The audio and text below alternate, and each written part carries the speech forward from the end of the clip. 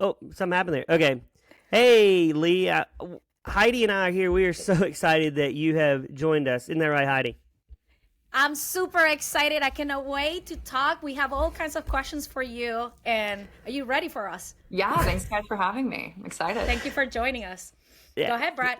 Thank you so much, Leigh. We first want to know, like, we're big fans. We've watched you on television, but what was Leigh like as a kid? Because there's so much I want to dive into, but I want to first know about that.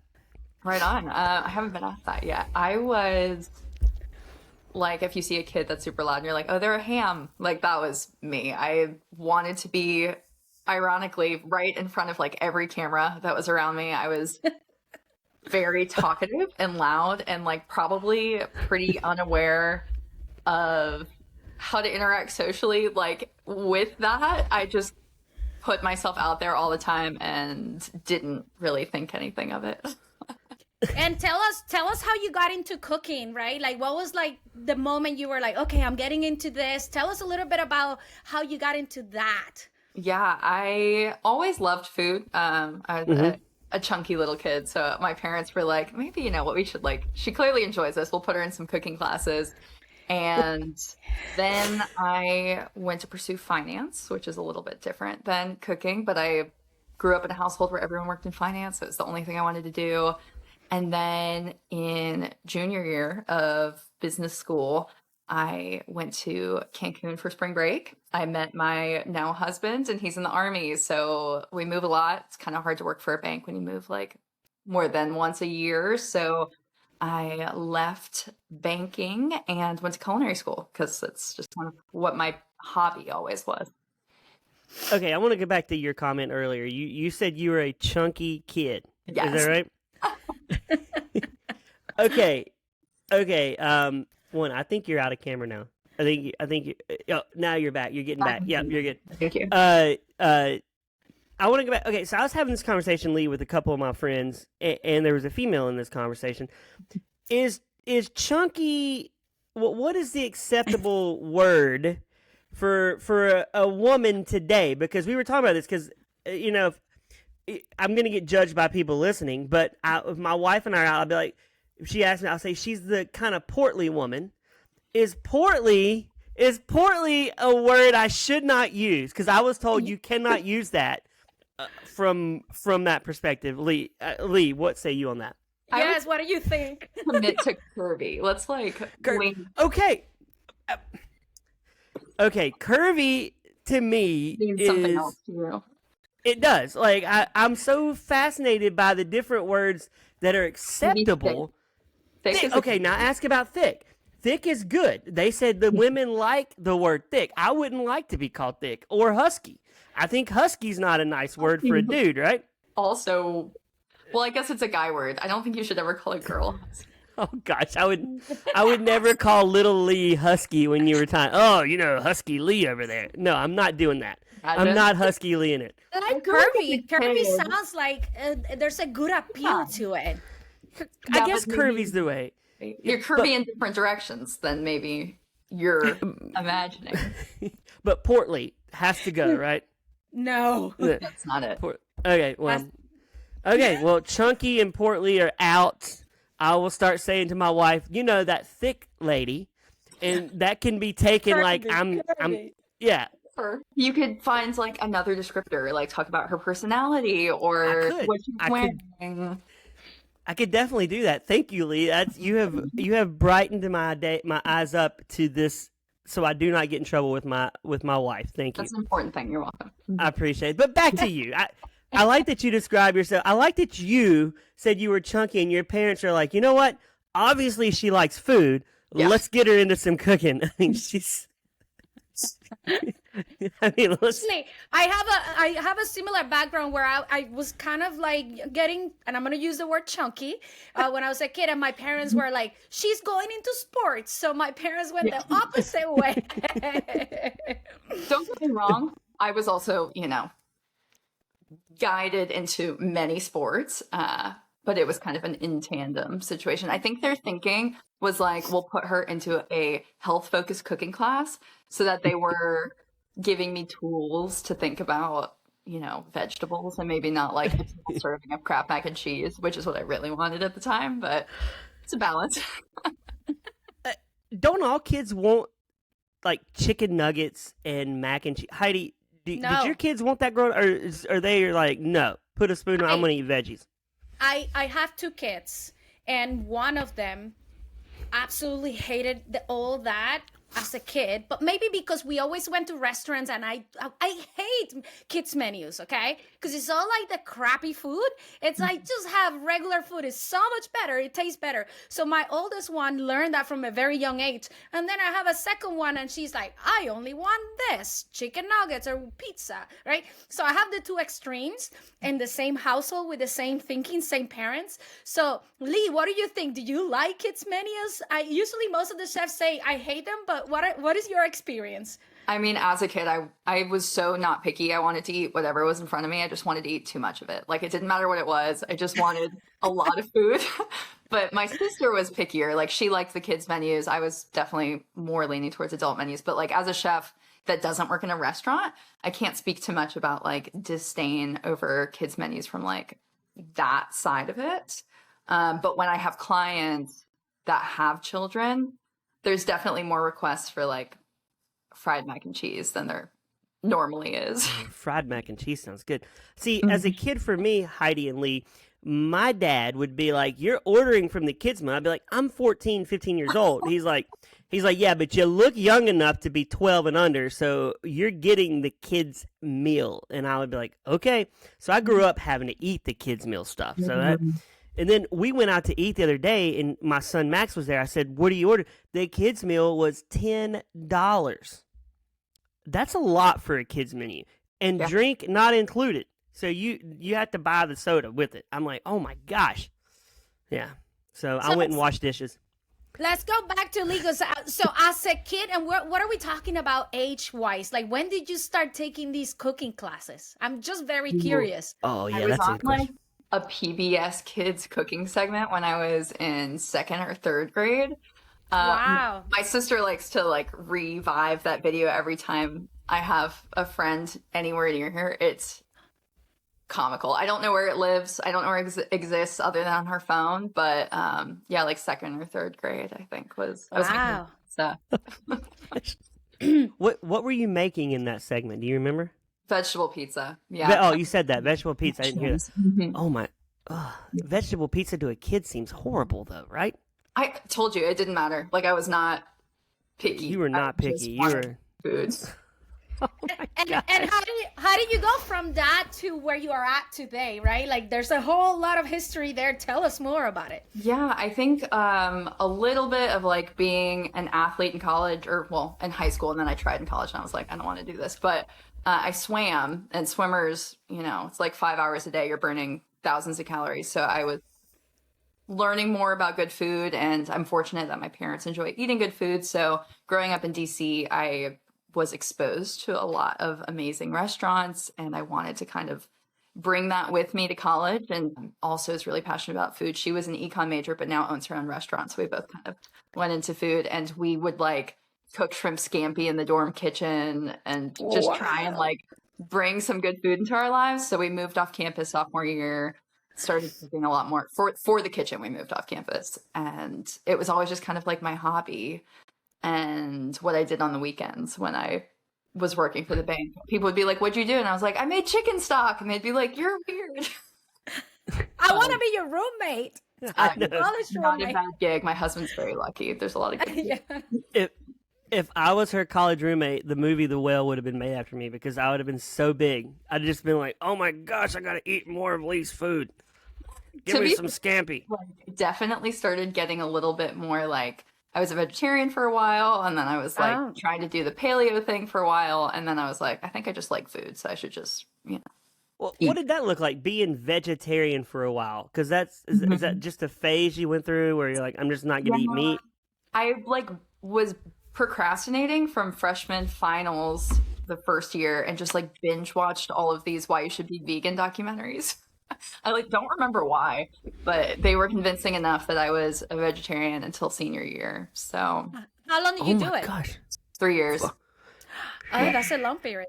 And what made you like get out of it? See, it's like so stupid looking back, but I was talking to my uncle-in-law who is like this badass special forces pilot guy, and he was like, "Yeah, I was vegetarian for a while, but I feel so much better now that I eat paleo." And I was like, "Okay."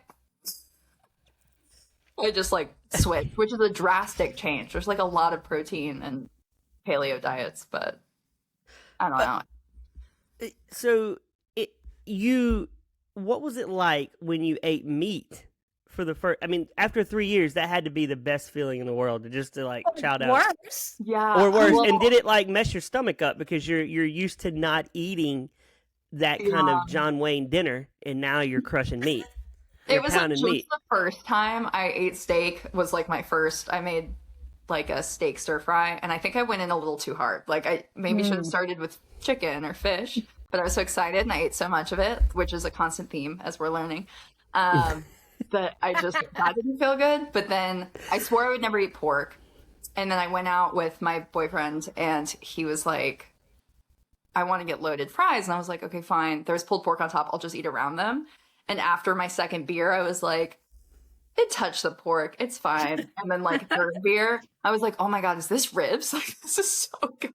So it's just like after that, full send. Like, pork would be one of my least favorite things to get rid of because I love smoking barbecue. I love rib. I love anything pork. It's bacon, bologna. It's all good to me. But I will Pork is say, my like, favorite. as much as these like diets, there's not another way to, I mean, like not like health diet, but just like food restrictive diets, I think were like a really formative part of me learning to cook, because if I was like a vegetarian and I wanted good food, restaurants aren't reliable for that. Same thing with paleo food. So I spent a lot of time like trying to research ingredients and new ways to cook and like techniques because it was my passion. But then also I had this like restriction I was putting on myself at the time. And it kind of forced me to like practice this craft so that by the time I decided to go to culinary school and stop like limiting what I was allowed to eat, which is stupid, I like had all of these tools behind me. What would you say is your signature dish to make? Yeah, that's always a hard question. I definitely really find myself gravitating towards like Middle Eastern flavors and that cuisine, like that kind of Mediterranean. I love how spice forward it is, but also being really fresh, lots of herbs. My best friend in college is from Israel, her family is, so the flavor is always close to home. Oh, love it. I want to go back to what you did. So, do you think paleo is a waste of time? It's like to each their own. I probably wasn't like doing it for the right reasons. Like I just was like, this is healthy and I will be healthy. And I was worried about, I had spent my youth trying to figure out how to like live a healthy life after my chunky years. And I've always had like a healthy relationship with food. I'm very fortunate in that like it was never like a mental struggle. It's just health is important to me. So I was doing it for that reason. And I think it helped like give me framework to better understand what my body needed. But now like I wouldn't do it again, if that makes sense. For me, I did Noom. Have you heard of Noom before? I have, yeah. Okay, so I did Noom a couple years ago, and you got to like watch what you're eating. It's all about the calories, Heidi. It's not bad. It's a great thing. But then I eventually just ate again. You eventually just start eating again because you're like, I'm just gonna eat, right? And I was having an affair with this lady named Debbie, little Debbie, not an actual woman, but a cake, and I would eat little Debbie's all the time. Like my wife, she called me out. She's like, did you eat this whole box of Debbie's in like 4 days? I'm like, oh, there's only 6. I blame my kids, right? I'm like, they did it. And she's like, no, you did it. And I was like, oh. So I stopped eating junk food. Like now I eat in moderation, and I've dropped like 25 pounds just eating normally, like what I want to eat, right? But just not pounding down Debbie's every day before I go to bed, right? It's so I think it's habit. It's all habit. Food is habit forming, right? You just get in a habit of eating crap.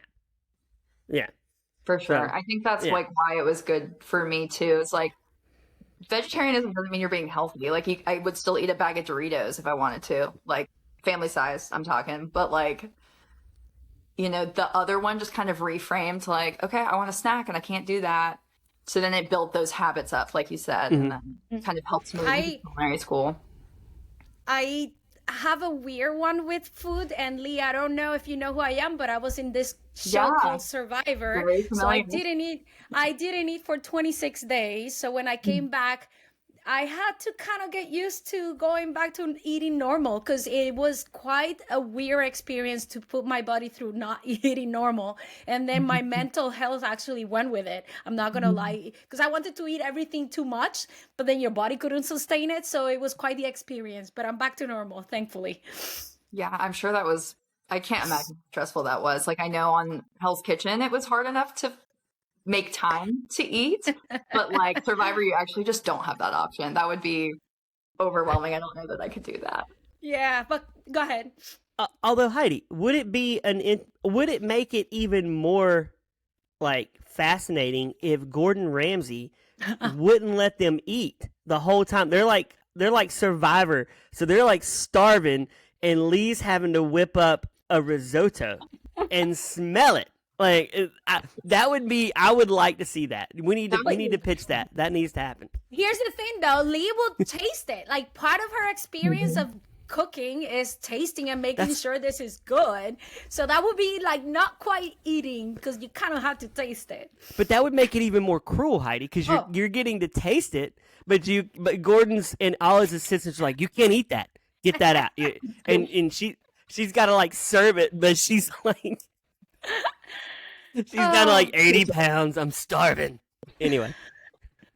We really didn't, though. Like, I think almost everyone that I've talked to from my cast lost weight on set, because it's like you're cooking from, you wake up, you're waiting, like all of it, you have nerves in your stomach, you don't want to eat first thing.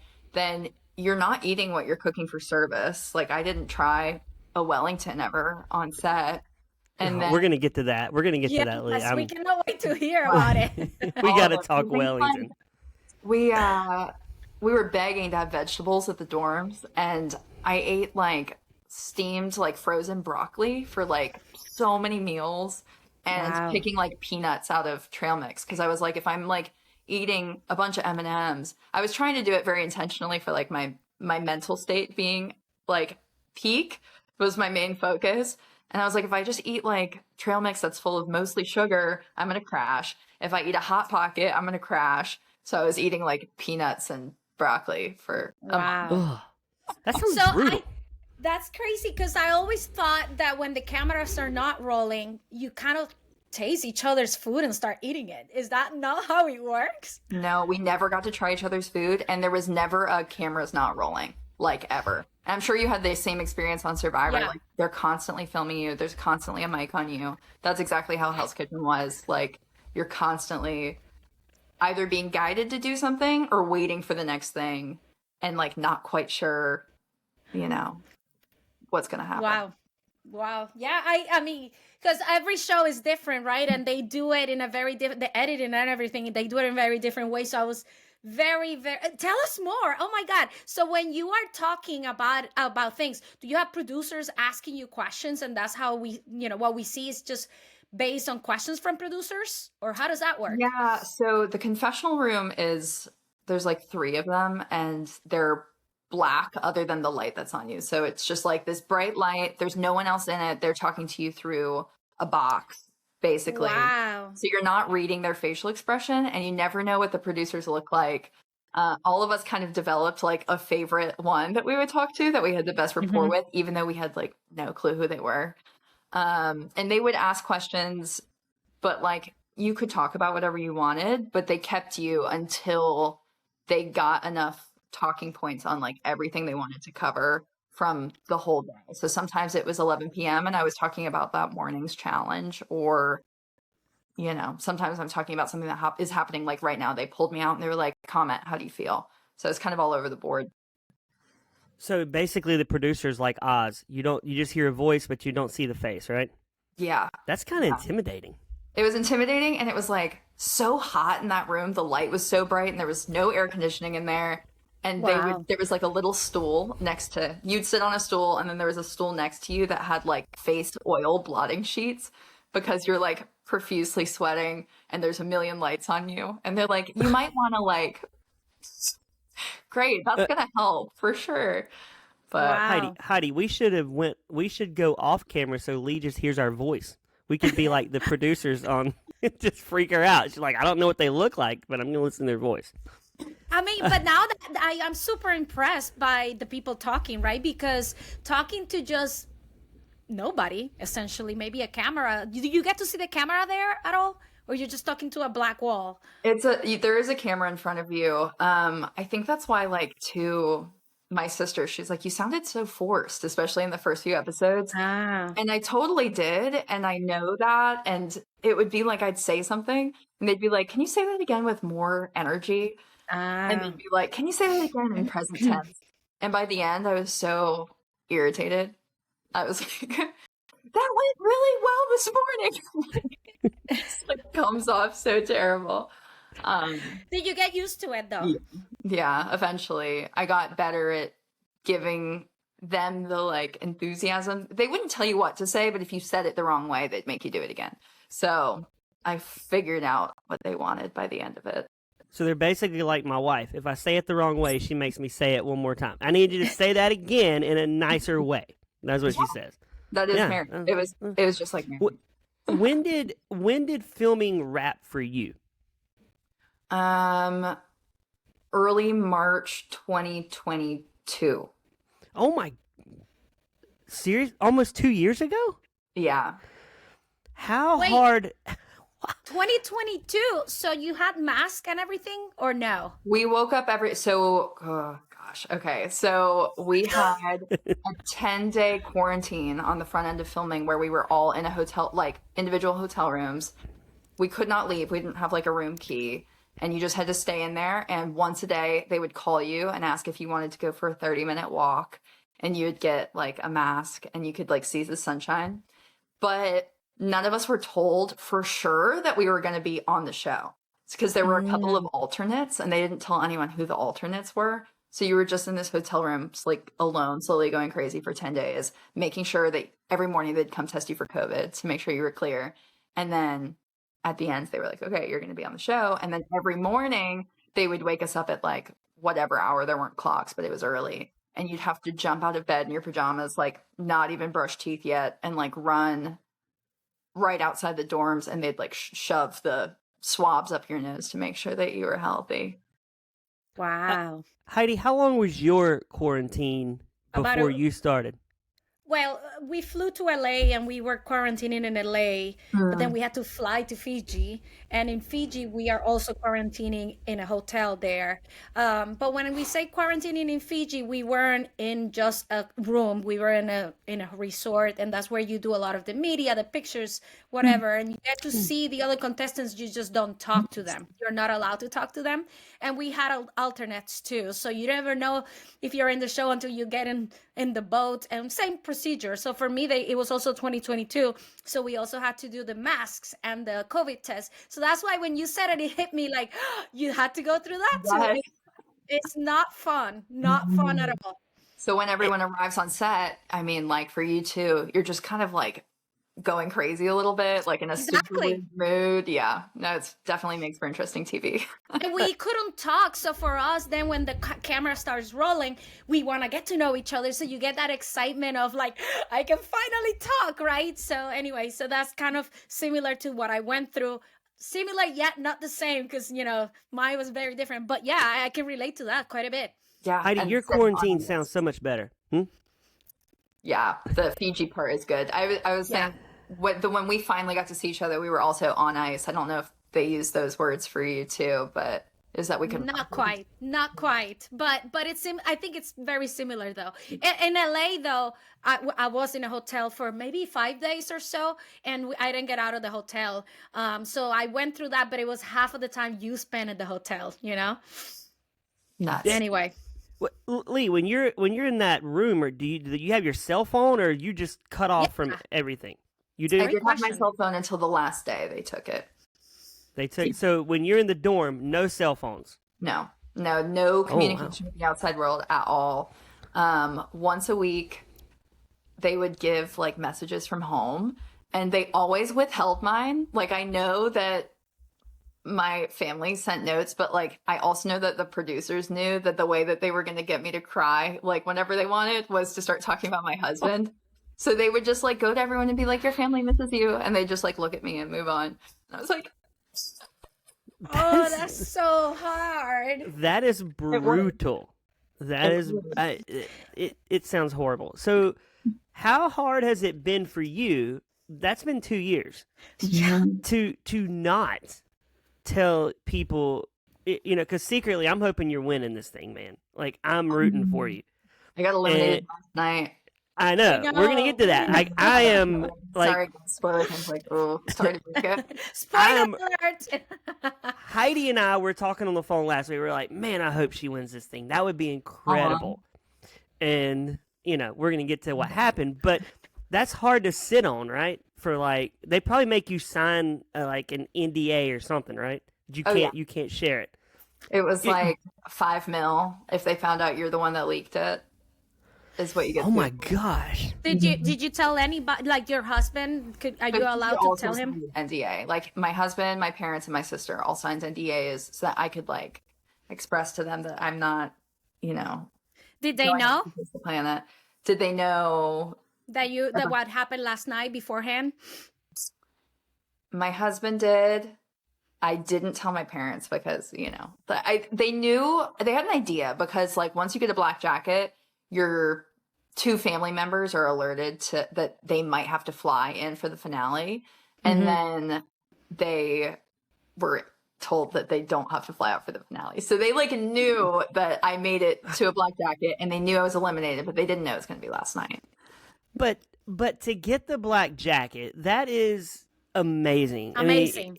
I mean, it's nothing to like. I mean, it's not like you graduated from cooking at the Sizzler. You are a black jacket holder, and that's something to be really proud of. Yeah, I am so proud. No one was more shocked than I was when he called my name. Like truly, when I turned around and looked at Ryan, it wasn't to like see if he was crying. I was like, but it was supposed to be him. What do you mean? What do you mean? I had already mentally accepted that I was going home. So that shock, I mean, I was so happy. I was blown away. We're proud of you. That was awesome. Yeah, I'm really proud of you. So when you wanted to go on the show, what was it like pitching it to your husband? Because your husband's in the military, right? And so he's probably traveling. He has to travel a lot. I assume you're in North Carolina like me. So we're both in North Carolina, which is really cool. How was that when you said, I think I want to go on Hell's Kitchen? So the show reached out to me to be on, which is like strange enough. I don't know that it's something that I would have sought out on my own, but they DM'd me because I'd been posting food pics while I was starting my private chef business and posting the right hashtags, I guess. And they were like, will you try out for Hell's Kitchen? And I was like, am I being punked? But I definitely am like the kind of person that in life, I believe, say yes when you have opportunities, because why not? Like, so little to lose. And I didn't think I'd get on. Like, I was like, sure, like it'll be fun to interview and like say I tried out for a show. And then they called me like right after Christmas 2021. And they were like, you're going to LA. And I was like, what? Like, I was almost like sad, like a little bit. I was like, seriously, I have to do this now? Like, I'm going to embarrass myself. But he's so supportive. So, he was like, whatever you decide you want to do. Like, he didn't really want to watch it because he gets such like secondhand embarrassment from things. He's like, you're going to get yelled at on TV. Like, I don't want to have to experience that. So he would like sit next to me and kind of like passively watch. But he's deployed now, so he didn't see the pain of me. But he knew. Yeah. Who did your mom call you this morning? Was she like, oh, I watched it last night? Or last night. Yeah, She or texted last me. night immediately. Yeah. She's been texting me. She knows. She's so sweet. I've expressed that I'm like a little bit tired of talking about it with my family. Like, it's been like years of talking about like, when is it coming out? And like how this week's episode. So she's been kind to kind of leave it on my timeline and my space. But And then you have to talk to Heidi and I about it. So I mean, Yeah. it's like- What did you do to prepare for the show in that period of time, which is probably pretty short? yeah, it was like a 2-week notice, or a little bit longer. It felt like 2 weeks from like confirmation, but I honestly like I flipped through a lot of cookbooks, but I just meditated a lot because I knew if I was going to do well on the show, it wouldn't be because I had like the most culinary experience, and I knew that I wasn't going to like gain a bunch of culinary experience in that short of a time. I just knew that it would be like a mental game for me, that I could keep my composure better than other people maybe. And that was my goal the whole time, just like keep it together. Heidi, I love that. if I was going on Hell's Kitchen and I knew I had 2 weeks, Leigh, tell me if I'm wrong. I've told this to my wife plenty of times because I've watched a lot of Hell's Kitchen in my life. I am mastering the risotto because that is you have to know the risotto. Am I wrong, Leigh? It's like Chef Ramsay's thing, man. You got to do risotto. And I've never eaten risotto in my whole entire life. Oh, we got to change that. We need to change that, Leigh. I'm gonna have to take my family to your house, knock on your door, and say, "I need risotto." That's what I need, and that's a terrible accent. He's great. I knew who you were. So it's fine. Yeah, thank you. No, I mean, that's so true. Like, you definitely need to know. But I think I'd cooked it once before in my life for like an event. And the thing is, like, sure, you can teach yourself how to make risotto, but you don't know his recipe until you get there. You don't know, like, I'd never cooked with a hex clad pan before. I'd never cooked on a French top before. I didn't know how hot it would be. The rice on the show, everyone's like, how are you cooking risotto that fast? It's parboiled before we throw it in the pan. Wouldn't have known that at home. Like, there are so many things that like you can't prepare for on the cooking side as for this show as much as I think maybe some other culinary competitions, because it's so like you show up and there's like an hour crash course on the menu and that's it. They're like, okay, ready to cook. So if you like someone listening, right, and they may go into this show in the future, what would you tell them to do ahead of time to prepare? Honestly, I really think, I mean, I'm biased. I only had my experience, but I really think that there were moments when like I was watching my teammates or like the guys start to mentally crumble and then they would go home soon after. And I really think like every time I started to just feel myself like losing it a little bit, I'd try and step aside, do some breaths, like say some mantras, like get back in my head. I did a lot of yoga on set, which I would get made fun of for sometimes. We need to talk about the yoga with you because there was definitely a clip where you made me laugh. That's for sure. Yeah, those jokes were not very forgiving, but no, I was excited about that because I mean, that's all I did in the hotel for quarantine. I just spent all 10 days doing yoga, meditation, and watching cooking videos. So I think my advice would be to like make sure that you go in, one, just like knowing who you are, because I think a lot of the like only regrets I have heard from my castmates is like, oh, I wish maybe I hadn't like acted XYZ way. Like if you go in feeling so firm on who you are and how you want to be, and like knowing at the end of the day it's a reality TV show, like this isn't really real, like it's a game, then you'll be fine. You know, just like show your stuff. I do feel like they kind of sauced you guys up the night before. I mean, there's a few of you that had a little too much to drink coming into that important day. I would have been like, nah, I'm not touching anything. I am laser focused. I respect that, but also no. Like,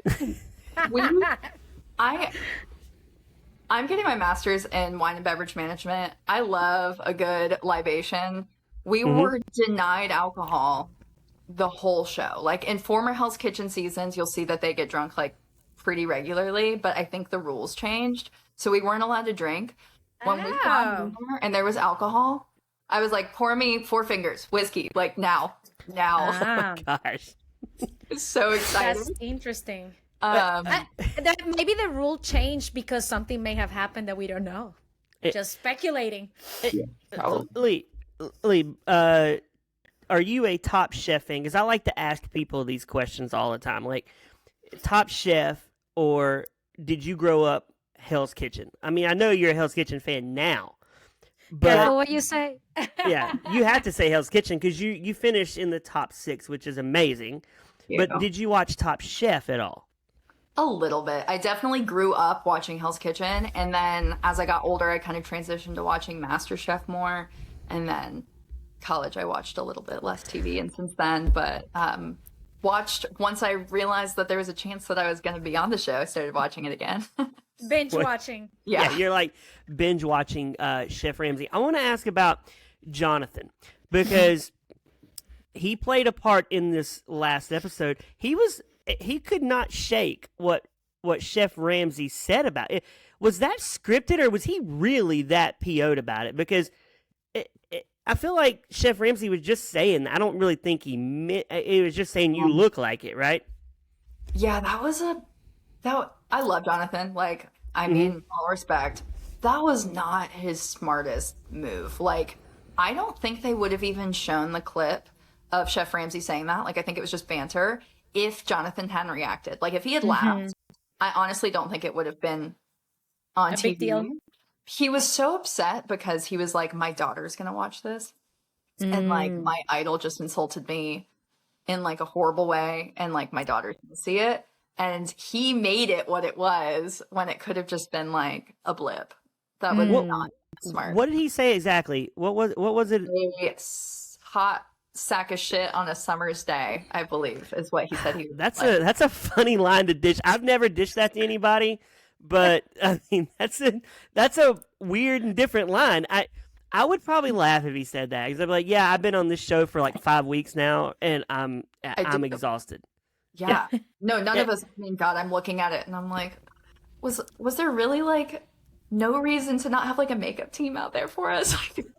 Everyone's like greasy, and like half the cast had like cold sores, and it was just. Okay, my wife pointed that out. What's the guy's name that was in the final 6? Ryan. Hold on. Was it Ryan? Yeah. Did he have a cold sore? Yeah, but it wasn't like just him. It like went around. No one was making out, but like it went around the whole. A lot of people got like stress ulcers because I mean, maybe the heat. Well, yeah, you're over that. You're over that grill all for how many hours? It's probably insane. A lot. Yeah. Mm-hmm. And those like I lost all of my arm hair from that French top. Just like singed it off. It was so hot, like nothing I'd ever experienced in my life. What did you think about Chef Ramsay in general? He's great. I mean, like horrifying, but yeah, horrifying. I'm under the impression that he's changed since like he's a changed man. No, like from early seasons of Hell's Kitchen, I think he like really was that angry and like was that man. Now, people ask if the yelling is an act. I don't know that it's an act. I think it's very intentional to like push you. I don't think there's like anger behind it now. He's much more of a mentor. Like I mean, last night I butchered that Wellington and his response was, I'm coming back and I'm showing you how to do it. He didn't have to do that. Like every step of the way, if you showed him a willingness to learn and like immediately put it into action, he was willing to teach. And I mean, I didn't expect that. I was so blown away by how much time he put into mentoring us. It was just like, you can't pay for that. Yeah. But awesome. Heidi, that's great leadership. If you think I was in the military, Lee, and when I was in boot camp, right? This was 1997. I did not know how to iron. I had never ironed going in, and at this point, I'm 117 pounds wet, so I'm tiny, and I hadn't met Debbie. Yeah, hadn't met Debbie. I was not chunky. I was very skinny, and he come up to me. I'm in line. We're getting ready to eat. He comes up to me. He screams, "Did you iron that with a brick?" And I'm thinking, "Oh my gosh, I'm dead. Like this is boot camp. I'm about to get humiliated." And he said, come by my office when we get back and I'll teach you how to iron so you'll always know going forward. And he did that. Instead of humiliating me, he taught me. And I think that's a lot what Chef Ramsay does. He's teaching you in this way to help you, opposed to humiliating you and calling what he called Jonathan, which was funny. Yeah. He also has multiple shows. Like, he has some shows with the kids. Sometimes he even bring his kids, and you can see that soft side, especially with the kids. And it's like, oh, that's a completely different person, but yet is the same person. So you can kind of guess that he is like that in real life, but in the show he comes across, so tough. So it's very interesting to hear that from you, and I love that. I love him in general. So it's good to hear it from people like you who's been working with him now. So was your husband, was he ready for you to move to Vegas if you won this? Because I think about that all the time. Like, even if I won, I would have to tell my wife, we got to move to Vegas. And she'd be like, I don't want to move to Vegas. I've been there a lot. I don't want to live there. Like, what was that conversation like if I win? Because there's a big if.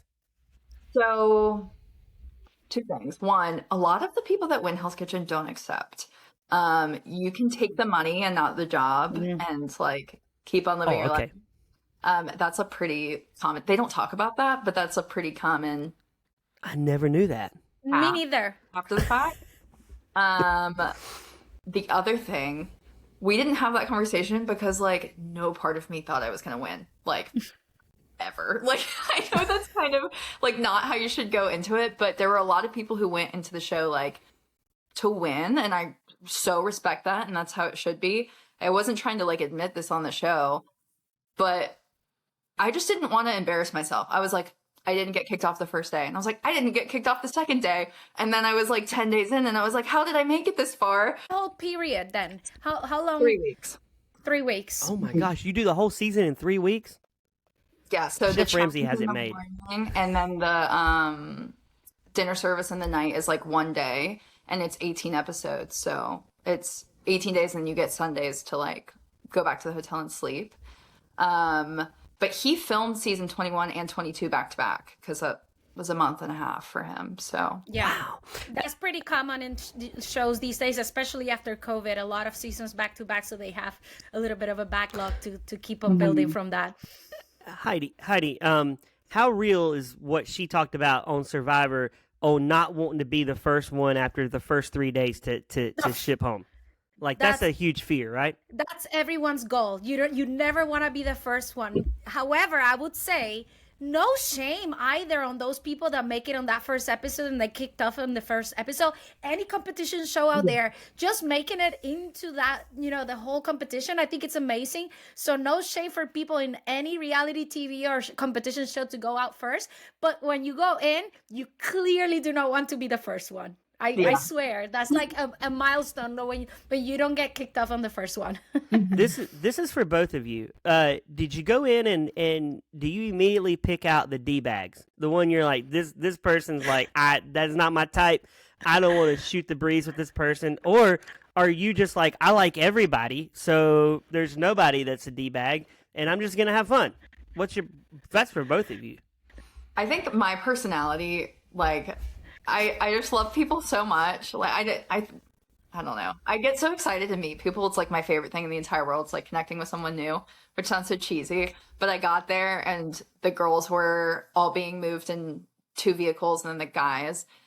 And I wanted to talk to everyone so bad. And I was like, oh my God, we're going to be like such good friends, guys. We're going to be each other's lives forever. Like, this is the best. And that's just kind of, it was like me when I was a kid. Like, just like, not necessarily socially aware about the reality of what's happening, just like sheer enthusiasm.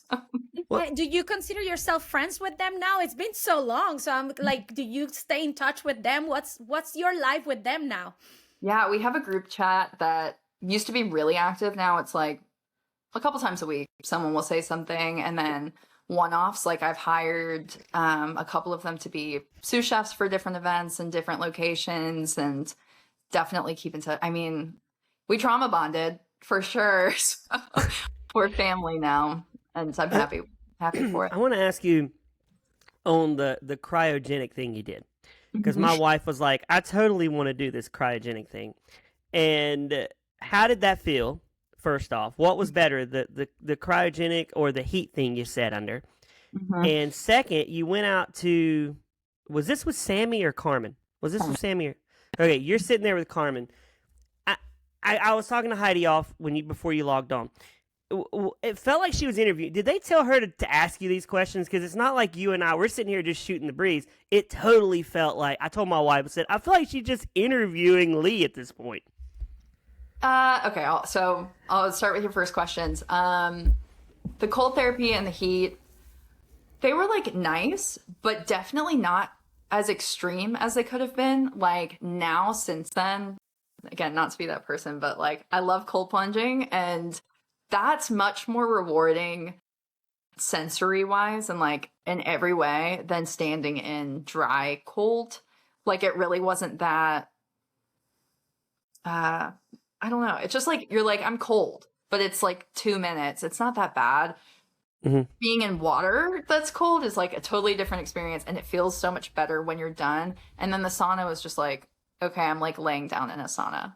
You know, it was like fine. Have you ever done float tanks? No. The salt. Me neither. You've never done? Oh my gosh. My wife said, let's go on a date. She booked us the float tank. And I'm thinking it's going to be awesome, but we're not together. She gets her own float tank room. I'm like, is this what you want after all those years of marriage? So it's weird. We go in there, and my brain doesn't shut off, much like Heidi's probably never shuts off. True. And they put you in, and you get down. You're butt naked in this room. There's nobody around. And you just get in this float tank, and you're just sitting there, and they stop the music after 10 minutes, and it's just complete silence for the next 40 minutes, 45 minutes. It drove me crazy. I said, I'm never doing this crap again, honey. She loves it. She's been back like 3 times, but me, no. You should try it and let me know what you think.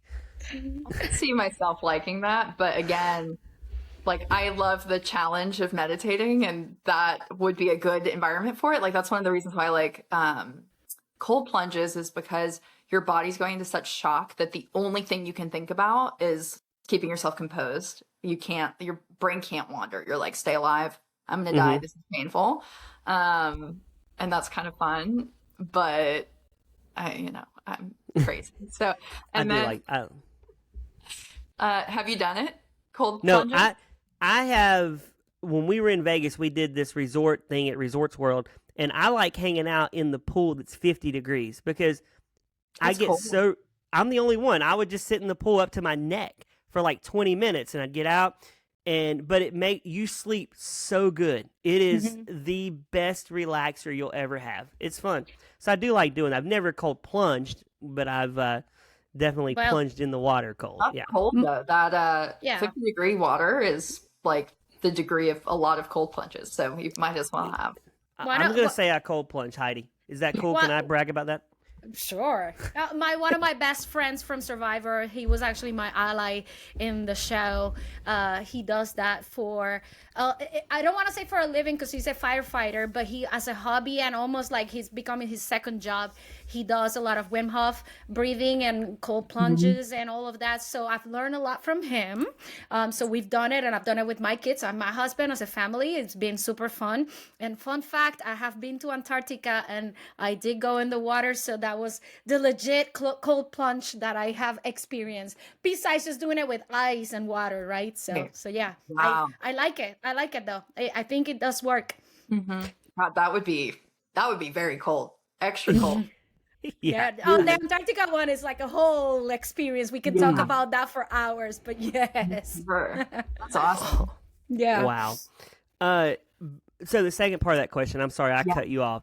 The scripted part. It had to be scripted, right? Like they were like, just interview Leigh. Let's talk about Leigh for a moment. Maybe not. So mind you, I'm like trying to remember from a while ago, but for all of the rewards, no matter what, they would be like, don't you guys want to talk about XYZ? And it wasn't like say this or do this. It would be like, why don't like we discuss how you feel about the other competitors? And like, you know that they need these shots. Like if you don't say it, these are still people. Like they're just trying to do their jobs and like give their bosses what they need. So you don't want to not help them out too. But sometimes like it just ends up coming off forced because you're like, I have to say this thing for these people, and like, let's talk about the show, even though we wanted to talk about the uni we were eating, but you know. So there's a little bit of influence, but not necessarily like something that was talk about this or whatever. Like I get it. It was a lot of steering. I will say, I felt super bad for you watching that last night, but I felt horrible for DeMar because Heidi, she is told, give me your jacket back.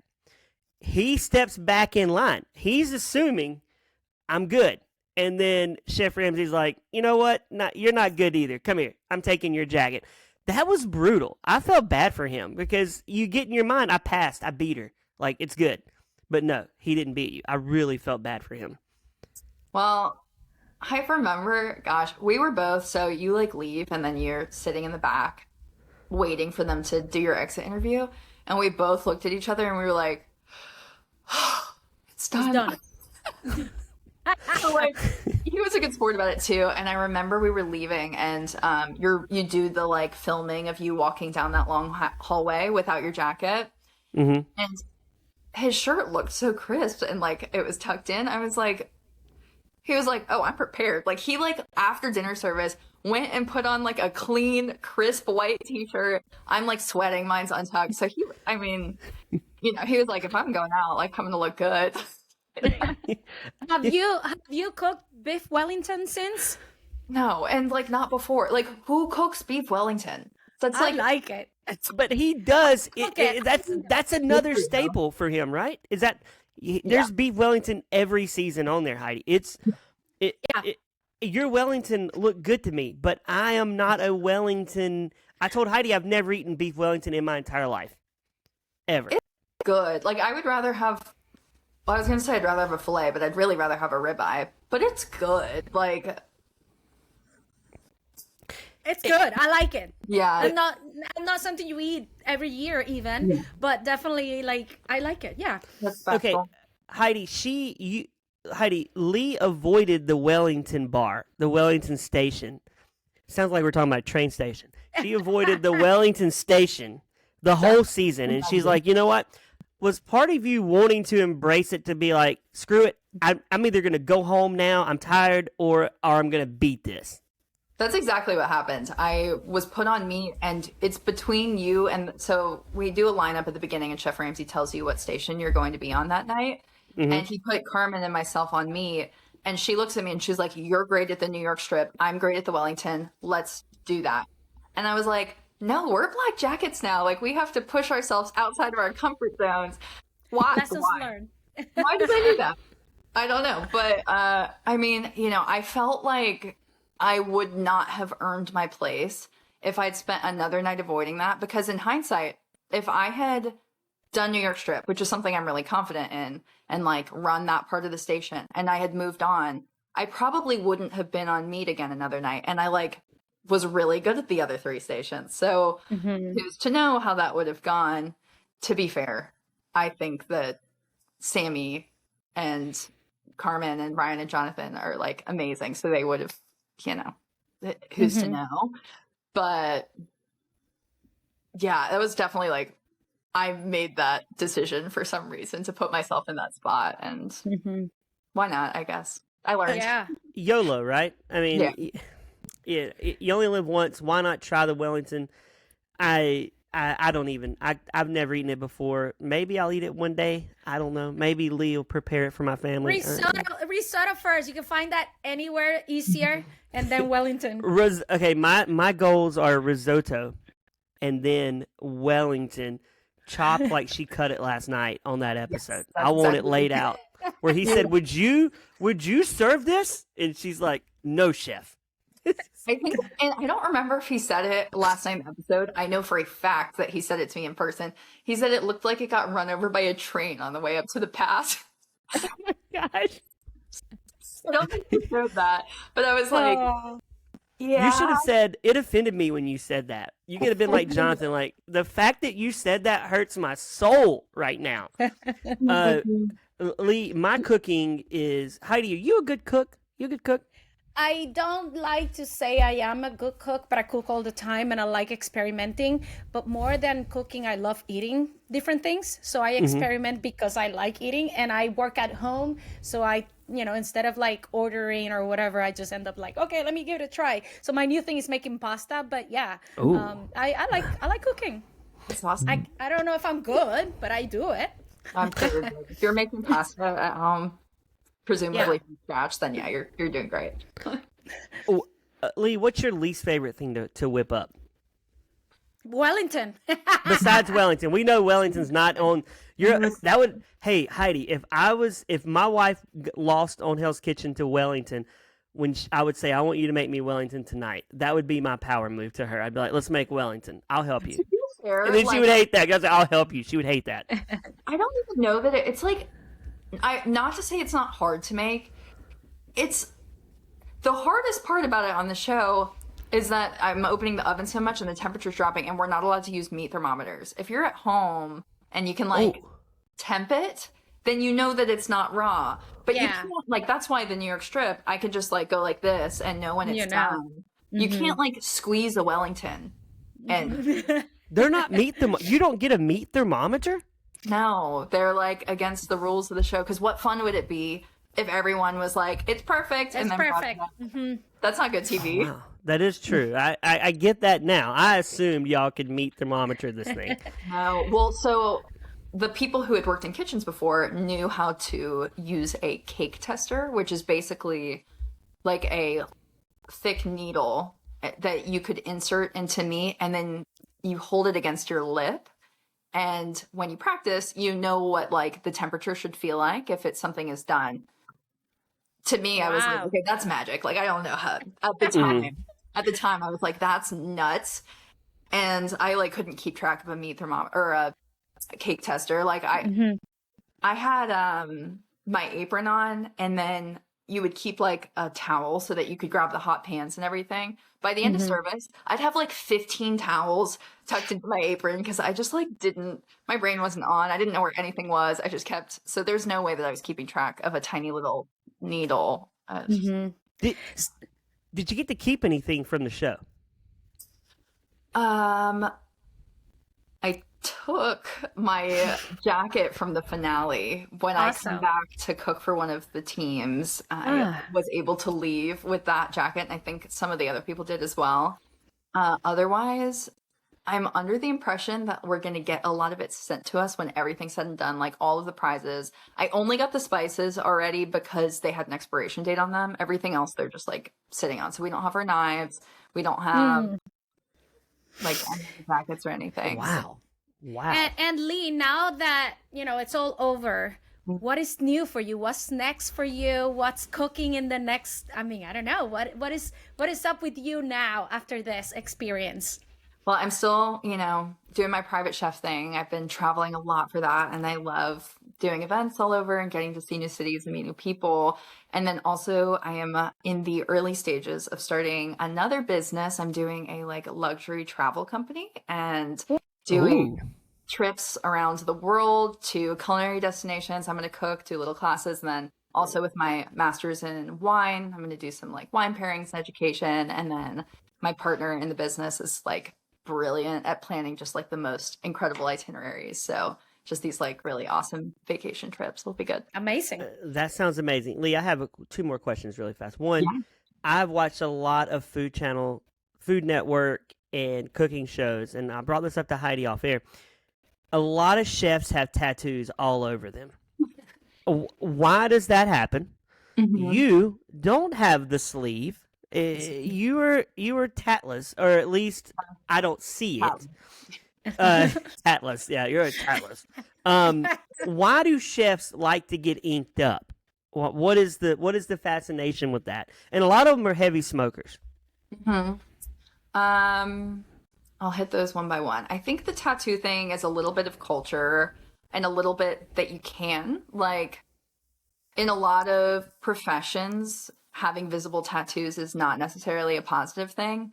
In the cooking world, it's just kind of like part of the uniform. You're expressing yourself. Like we're all creatives, you know, if we're cooking, there's like an artistic side to us. So a lot of people have tattoos as a form of self-expression. And because they like look badass, like it's just kind of part of that culture. I don't have any tattoos. One, because like, is there anything that I really like enough to have permanently on my body? Like every time I think of an idea, I'm like, a couple years later, like that was so stupid. Like why would I'm so glad I didn't do that. And two, I've been with my husband for, I mean, since I was 20. It's like before I was in the culinary industry, and he hates tattoos. So like, not that I like wouldn't just because he says he doesn't like them, but like, you know, he's like my life partner. He's like really not into it. So why? It's like my incentive's so low. Yeah, I like had my nose pierced for a couple of years. That was enough for Miley. That's fine. My wife got the ring tat recently, and she wanted me to get the ring tat, and I'm like, nah, I'm not. I'm sorry. I don't. I'm like you. I'm like, I don't want to be 85 with wrinkly, faded ink on my body. That's my move. Yeah, no, I'm with I you. agree. And then the smoking thing, the culinary profession's really hard. Like, it's exhausting. The hours are terrible. You're working with literally insane people, which is why even like in culinary school, my peers were in restaurants. I was not. I was like, I have no experience, but I'm going to be a private chef, and I'm going to start my private chef business and just do that. I have no interest in working in kitchens. It sounds like living hell. It like is my experience of it, at least was. And I think smoking, two reasons. One, I'm under the impression that cigarettes are like relaxing, so you need it. And two, it's like the only way to get a break. Like you can go outside and take a smoke break. You can't take a smoke break if you're not a smoker, so you don't get a break. I've been screaming that for years. I'm not a smoker, but they get the breaks I don't get, and I don't understand that. Heidi, it's so frustrating. It's frustrating to me. Smoke, like fake cigarettes that are water vapor or something like that. I'm like, man. I do the candy cigarettes. A breathe break. I'm going for a breathe break. A breathe I'm gonna break. make it up. Kitchens don't like that so much. Leigh, last thing, you have answered that you do not want to ever work in a restaurant, but let's envision this. Okay. You open a restaurant, and then you see Chef Ramsay come in for for Kitchen Nightmares. Yeah. I'm literally off myself. I'm back. I'm done, guys. Like, that would be so, like, all respect to anyone who's been on Kitchen Nightmares. That would be so embarrassing. I would be mortified. Like, God, I don't even know that. I would go hide, probably. I'd be like, it wasn't me. This is somebody else's kitchen. He'd say, your restaurant's called Wellington. You're like, oh my gosh. Oh no, that would be a nightmare. Gosh, all I want is that man to like continue to have the like itty bitty bit of respect that he gained for me on that show. If I could just like hold on to that, regardless if he remembers my name or, you know, whatever it is, that would be mortifying. He's definitely going to remember you. And I feel like he says this a lot, Heidi. He goes, you didn't win this, but you can always come work for me. He says that a lot to people. Yes. I envision he would always hire you somewhere. I think he would. Well, thank you. That would be amazing. Yeah. Leigh, if someone wants to follow you in social media or whatever, what do they do? Where do they go? My Instagram is @_Chef Leigh or @Chef Leigh_. I can never really know. I should know that. But LEIGH, easy enough to find. And I'm on the other things, but like not very well. So Instagram is definitely the place to find me. And then my website is www.chefleigh.me, and you can email me from there if you want to get in touch. That's it. Thank you. Awesome. Brad, back to you. I'll let you close it up. Thank you, Leigh. Heidi and I totally appreciate you coming on. This has been a blast. You're always welcome to come back and chat with us anytime you want to promote anything. We will be here for you. Thank you guys. You were awesome. You guys were a lot of fun. You made this super easy. So Thank you, Leigh. Thank you so much. You were awesome. Thanks, guys.